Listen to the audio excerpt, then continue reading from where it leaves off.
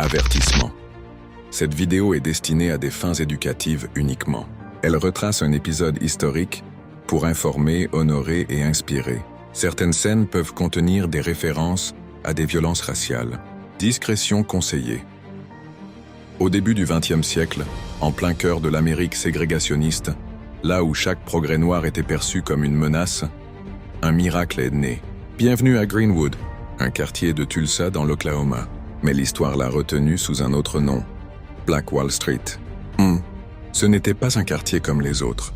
Visionnaire comme O.W. Gurley, qui acheta 40 acres de terre pour les vendre uniquement à des Noirs, et J.B. Stratford, qui bâtit le plus grand hôtel appartenant à un Noir aux États-Unis, ont donné naissance à un empire économique noir. Avant de continuer, je vous invite à vous abonner et à partager cette vidéo. Ce n'est pas seulement une histoire, c'est une leçon de grandeur, de résilience et de vision. Black Wall Street est un devoir de mémoire. Abonnez-vous alors. Dans les années 1920, Black Wall Street comptait plus de 300 entreprises noires, des médecins, des avocats, des enseignants et des banquiers, un hôpital, des écoles, 2 journaux, et même sa propre piste d'atterrissage. Dans un monde qui leur disait « Vous ne pouvez pas », ils ont répondu « Nous l'avons déjà fait ».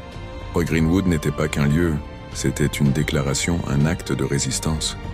Une preuve vivante que la grandeur noire était non seulement possible, mais inarrêtable. Leur succès reflétait les idées de Booker T. Washington et de Marcus Garvey, travail, unité et indépendance économique.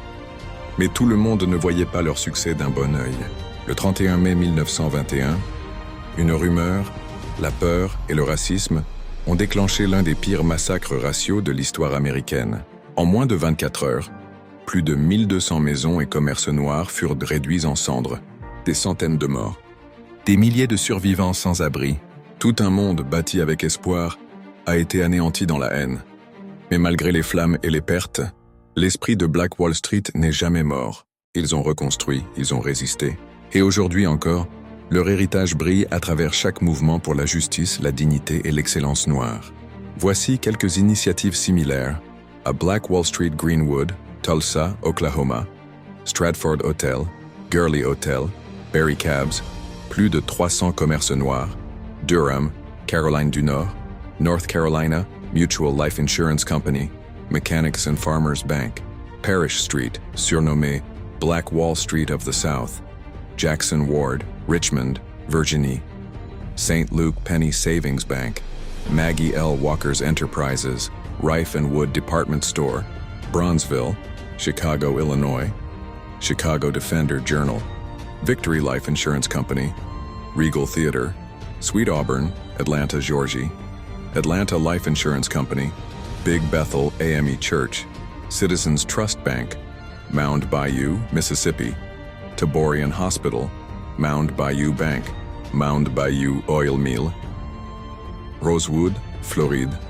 commerces familiaux, écoles et églises locales, ville autosuffisante avant sa destruction. En conclusion, Black Wall Street n'était pas une exception, c'était une expression. Une expression de ce que les Afro-Américains pouvaient bâtir quand ils étaient libres d'entreprendre, de diriger et de rêver. Mais ces initiatives ont souvent été freinées ou détruites par le racisme, les lois ségrégationnistes ou l'exclusion économique. Cette vidéo est à but éducatif. Elle vise à préserver la mémoire de Black Wall Street, à honorer ses bâtisseurs et à inspirer les générations futures. Merci pour votre attention. N'oubliez pas de vous abonner et de partager afin que d'autres personnes puissent s'éduquer et honorer la mémoire de Black Wall Street.